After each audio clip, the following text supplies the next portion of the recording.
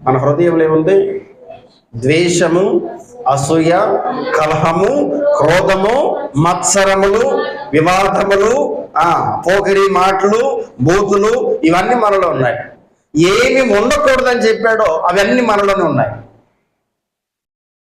కానీ మనం పెట్టుకుంటున్నటువంటి పేరు ఏంటంటే క్రైస్తవుడము.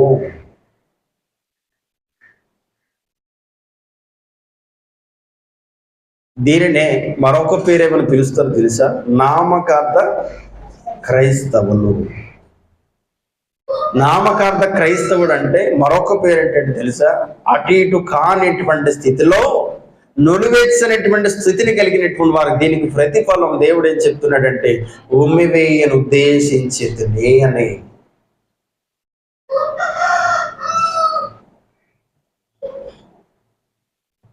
మిక్కటమైనటువంటి మహావేంద్రముతో ఏదొక దినమందు లయమైపోతాయి. కానీ ఏదొక దినమందు మన యొక్క మరణ సమయము కూడా సమీపముగా ఉన్నది. 2 రోజుల క్రితం ఎంత ఘోరమైనటువంటి మరణం! దేనిని బట్టి? అజాగ్రత్తను బట్టి, మరొక విధానాన్ని బట్టి ఏంటంటే నిర్లక్ష్యమును బట్టి, తనను కాపాడుకోవడానికి ఇతరులను బలి చేసేసాడు. ఏదొక దినము మనకు తెలియదు ఆ మరణ సమయం ఎలా వస్తుందో.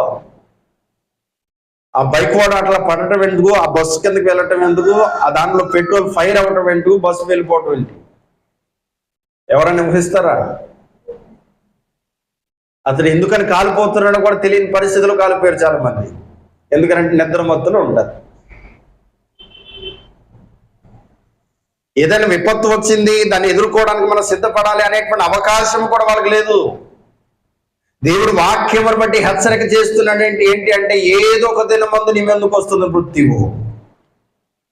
ఏదో ఒక దినమందు మహాబెండ్రంతో అయిపోతాయి. కానీ దానికి ముందే మంచి పరిశుద్ధత ప్రవర్తనతోనూ భక్తితోనూ దాన్ని కాపాడుకొని జీవితాన్ని. ఇది క్రైస్తవుడు బోధిస్తున్నటువంటి దేవుని యొక్క జ్ఞానం. ఈ జ్ఞానం చాలా మంది కూడా వెర్రితనంగా ఉంటుంది. నమ్మువారికి అది శక్తి అయి ఉన్నది, కానీ నమ్మని వారికి అది వెర్రితనమే కదా. ఎవరికి? నమ్మని వారికేమో వెర్రితనం, నమ్మిన వారికేమో శక్తి. నేను ఏదో ఒక దినమందు నేను రక్షించబడతాను,